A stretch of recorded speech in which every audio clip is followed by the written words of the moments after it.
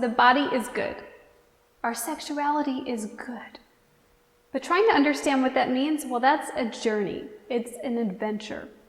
I love to travel. One of the places I love to travel to is a beach in Florida. It's this private beach, and I went last year and I got there and the water was coming up to the sand dunes. There was like no beach at all. They called it a king tide. And I'd never seen one before, but I got there, I was really upset and I was like, I can't believe I traveled all this way and not even able to walk on the beach, because that's one of my favorite things to do. So kind of had a little bit of a pity party. The next morning I went back out to the beach, standing up, looking down again from this dock. I thought, oh, for sure it'll be gone. And I was like, no, the water was still coming up to the sand dunes. So I was just about to walk away, kind of feeling defeated. But this thought came to me, well, what if I just stick my toe in the water? What if I just go and go in a little bit? It's not going to like sweep me away and bring me out into the ocean. So I went down these stairs and now I'm where the beach is supposed to be, and I put my toe in the water and I'm like, okay, I'm still alive. So I put my foot in the water and then I just started to walk.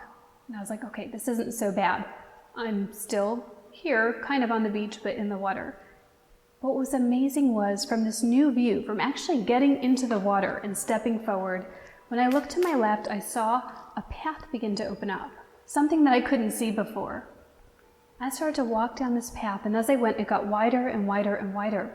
And then it eventually opened up. And I was like, I felt like I was on Gilligan's Island and I got washed up on the shore and I was just finding all these hidden treasures. The things that I would have never seen had I not gotten into the water. These most beautiful shells and things that washed up. And as I went on and the beach is opening up, I started journaling. I started writing about, I had seen an episode on EWTN about a surfer and how getting up on the waves is like experiencing God in a new way, and the ocean and God, and I'm journaling. And out of nowhere, I see this surfer. I have been on this beach 10 years. I've never seen a surfer on the beach, and there's not gigantic waves on the east coast of Florida. So this was really amazing. And I knew that God wanted me to speak to him, but I was like, well, I'm not just gonna be like, excuse me, sir, surfer dude, I just want to talk to you about God and the ocean. He would think I was crazy.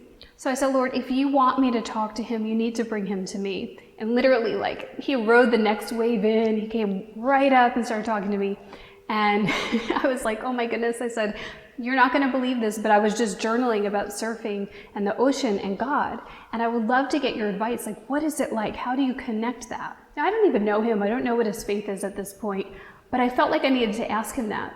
And he had this amazing answer. He said, you know, when you go out into the waves, the first thing you do is paddle out. He said, you can't bring your baggage with you. Like, all this stuff, all your stuff going on in your life needs to be kept on the shore. It needs to be kept on the sand. You don't bring that with you.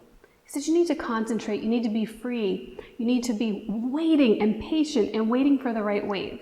And then when the right wave comes, you get up and you ride it, and you experience the majesty of God because you feel so little in the ocean.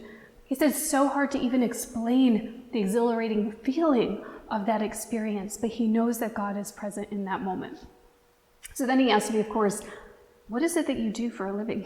You know, when I told him I'm in ministry and all that, and somehow, of course, we got on the topic of theology of the body and sexuality, and you think he'd be scared and would run away at that point. And I know he was scared for sure, but he didn't run away. He stayed for 4 hours because there's something in us, something deep inside of us that says like, I want to know more. I know I'm made for more. You see, he was a model and he was going down to Miami and he was very open with me that he was having, you know, relationships with so many girls at a time, and something in him didn't feel right about that. But I said, well, you know, sex was made to feel good. And he's like, I know. It feels good. What do I do? You know, and it's like, well, God created that, but it needs to be in the right order. You're created to give yourself to a spouse. You're created to have that as a form of union within your marriage. And he was so intrigued because even though his passions had taken a hold of him, and I found out he had been away from the church for several years, he was feeling the call back. He admitted to me that he felt guilty and shameful after, and he didn't want that. He wanted more.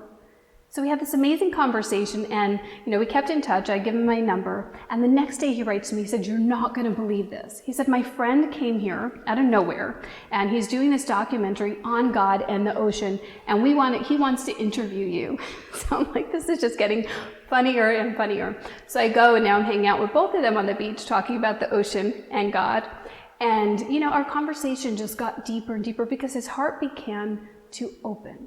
And he started asking questions about the faith, and even at one point said, what is the tabernacle again? Where's the tabernacle in the church? And we were explaining the Eucharist and the presence of God and all of that.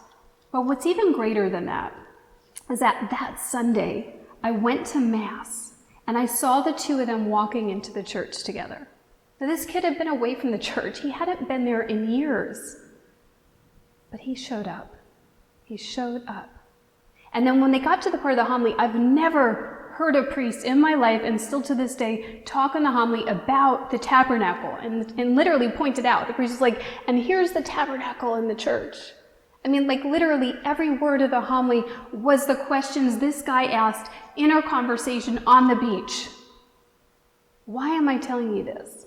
I'm telling you this because it means that God hears you. He's constantly trying to communicate to you. It doesn't matter where you've been or what you've done. Nobody's too far gone. He's constantly saying, come back, come home. I have something greater to offer you. I have living water to give to you. I want you to have life. I want you to be free. I want you to love. I want you to receive the love that I have for you. So rest assured that God is with us right now, that he is speaking to you. He's going to talk to you. He's going to, if you open your heart to him, he's going to flood it. He's going to rush in. He's going to give you the grace that you need to overcome, to become closer to him, to receive his love in order to bring it out into a wounded world. Trust. Hear Jesus say, take courage. It is I. Be not afraid. Take courage. It is I. Be not afraid.